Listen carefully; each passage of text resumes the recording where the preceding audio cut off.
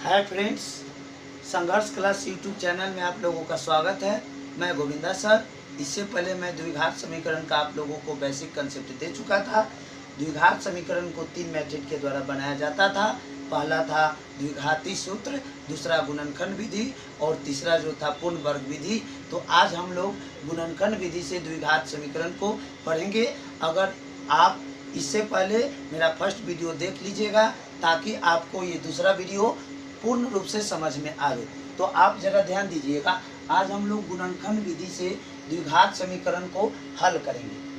द्विघात समीकरण का व्यापक रूप a x square b x plus c equal to 0 के फॉर्म में होता है, तो उसको हम लोग क्या कहते हैं, द्विघात समीकरण कहते हैं।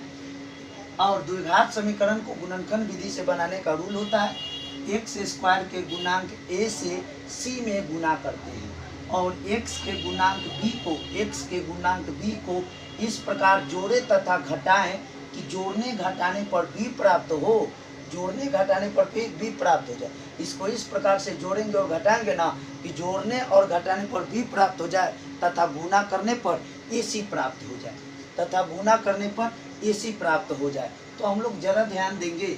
चलिए हम लोग एग्जाम्पल के माध्यम से समझते हैं। फर्स्ट एग्जाम्पल देख लीजिए, क्या है, x square plus 12x plus 35 equal to 0। अब यहाँ पर हम लोग a के जगह पर कितना है 1, b के जगह पर 12 और c के जगह पर 35 है। हमको इसको इस ढंग से फैक्टर करना है कि जोड़ने घटाने पर 12 आ जानी चाहिए या गुना करने पर कितना 35 हो जानी चाहिए। तो 7 और 5 को जोड़ेंगे तो 7 5 12 और 5 7 35 बिल्कुल सही होगा। तो x square plus 5x plus 7x plus 35 equal to 0 होगा। यहाँ से x को कॉमन ले लेंगे तो x को कॉमन लेंगे भाई साहब, तो x कॉमन लेंगे तो x प्लस 5, यहाँ से 7 को कॉमन लेंगे तो x प्लस 5 इक्वल टू 0 होगा। अब क्या करेंगे, ये दोनों सेम है, इसका मतलब समझेंगे कि मेरा फैक्टर क्या है, बिल्कुल सही है। अब यहाँ से x प्लस 5 कॉमन ले लिए तो x प्लस 5 बच गया, x प्लस 7 इक्वल टू 0। यहाँ से x प्लस 5 इक्वल टू 0, एक बार x प्लस 5 इक्वल टू 0 और एक बार x प्लस 7 इक्वल टू 0। यहाँ से x इक्वल टू -5 हो जाएगा और x इक्वल टू -7। अब हम लोग ध्यान देंगे, इसलिए x बराबर जो आ जाएगा -5 और -7 आंसर हो गया। ये आपका द्विघात समीकरण था। फिर देख लीजिए हम लोग सेकेंड क्वेश्चन को देखेंगे। ये आपका फर्स्ट क्वेश्चन था। सेकेंड क्वेश्चन क्या है, x square minus 2x minus 8 equal to 0। क्या करना है हम लोगों को भाई साहब, a की जगह पर 1 है, एक्स स्क्वायर के गुणांक तक, गुणांक a है, से c में गुना करते हैं तो 1 से -8 में गुना करेंगे, क्या आएगा -8 आएगा।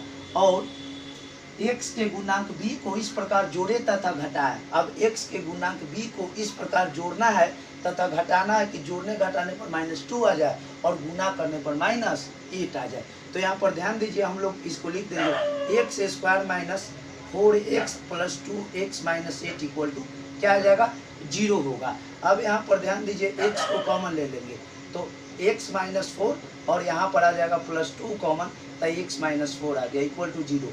एक बार लिख देंगे भाई साहब x माइनस 4 और x प्लस 2 इक्वल टू 0। ये दोनों में से कोई एक, या x माइनस 4 को कॉमन ले लिए तो x प्लस 2 बचा।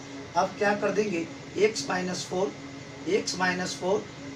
इक्वल टू एक बार 0 और एक बार क्या ले लेंगे भाई सब x प्लस 2 इक्वल टू 0। ध्यान दीजिएगा, x बराबर 4 और x इक्वल टू -2, इसलिए x बराबर क्या -2 और 4 आंसर हो गया। हम लोग पढ़े थे, फर्स्ट वीडियो में पढ़े थे कि द्विघात समीकरण के 2 घात होते हैं तो 2 मूल होते हैं, यानी कि x का जो वैल्यू होंगे 2 को वैल्यू होंगे। देख लीजिए यहाँ पर आपको दिखाई दे रहा है। अब हम लोग थर्ड एग्जाम्पल देखिए, क्या है, 4x square minus 4x minus 8 equal to 0। अब यहाँ पर हम लोग ध्यान देंगे, इसको a से c में गुना करेंगे तो a के जगह पर 4 है, c के जगह पर कितना है 8 है, तब अर्चों को 32 माइनस 32 हो जाएगा। फिर देख लीजिए यहाँ पर नोट, a से c में तो हो गया भाई साहब, b को इस प्रकार जोड़ना है तथा घटाना है, b को इस प्रकार जोड़ना है और घटाना है कि जोड़ने घटाने पर b प्राप्त हो जाए तथा गुना करने पर ac प्राप्त हो जाए। तो इस 4 को इस प्रकार से -4 को इस प्रकार से जोड़ेंगे तथा घटाएंगे कि जोड़ने घटाने पर -4 प्राप्त हो जाए तथा गुना करने पर क्या प्राप्त हो जाए -32 प्राप्त हो जाए। तो ध्यान दीजिएगा, हम लोग इसको लिख सकते हैं 4x² minus 8x plus 4x minus 8 = 0। क्यों? देख लीजिए ना, -8x में से +4x को घटा देंगे -4x आ जाएगा, और 8 चौक को 32 -32 आ जाएगा। सही है भाई साहब। अब कॉमन लेंगे, 4 के पारा में 8 आता है, 8 के पारा में 4 नहीं आता, इसलिए 4 कॉमन, x कॉमन। तो यहाँ पर x² - 2 हो जाएगा, और यहाँ पर +4 को कॉमन ले लिए, सॉरी x - 2 होगा, यहाँ पर 4 को कॉमन ले लिए तो x - 2 हो गया = 0 हो गया। ध्यान दीजिएगा, यहाँ से आ जाएगा, एक बार ये दोनों में से कॉमन ले लीजिए, x - 2 को कॉमन ले लिए, तो यहाँ पर मुझे क्या दिखाई दिया भाई साहब? यहाँ पर मुझे दिखाई देगा, यहाँ पर मुझे दिखाई दिया 4x प्लस 4 = 0। अब यहाँ पर ध्यान दीजिए, x - 2 = 0 एक बार हो जाएगा, एक बार 4x प्लस 4 = 0 हो जाएगा, x = -2, 4x बराबर आ जाएगा भाई साहब -4, इसलिए x बराबर जो आ जाएगा -4/4 कट गया तो -1 आ गया, इसलिए x बराबर -1 और -2 हो गया, आंसर हो गया। इसी प्रकार से हम लोग next example number 4, example number 5 को हम लोग बनाएंगे। अब हम लोग ध्यान देंगे एग्जाम्पल नंबर 6 को। एग्जाम्पल नंबर 6 क्या है भाई साहब? Example number 6 √3x² plus 5x plus 2√3 = 0, 2√3 = 0। अब हम लोग यहाँ पर ध्यान देंगे, यहाँ पर हम लोग ध्यान देंगे भाई साहब कि इसको क्या करेंगे, इसको भी हमको गुणनखंड करना है। तो बस तरीका, चाहे बोल तो दिए कि दुनिया का कोई भी गुणनखंड क्यों ना हो, यही तो वो कंसेप्ट आपका है गुणनखंड विधि से द्विघात समीकरण को हल करने के लिए। तरीका क्या है भाई साहब कि x² के गुणांक a से c में गुना करते हैं। तो यहाँ ध्यान दीजिएगा, x² के गुणांक कौन है? √3 है, तो √3 हो गया, और x² के गुणांक को c से गुना करते हैं, तो c के जगह पर कितना है? 2√3 है, तो 2√3 है, 3 3 की √3 में √3 से गुना होगा तो 3 आ जाएगा, 3 गुना का 6 हो जाएगा, और √3 में √3 से गुना किए तो 3 गुना का 6, यानी कि गुना किए तो +6 आया। अब हमको 5x को इस प्रकार से लिखना है कि जोड़ने घटाने पर 5 आ जाए, गुना करने पर 6 आ जाए, तो 3 दूना का 6 होता है, 3 2 5 होता है, सही बात है। तो यहाँ पर देख लीजिए, √3x²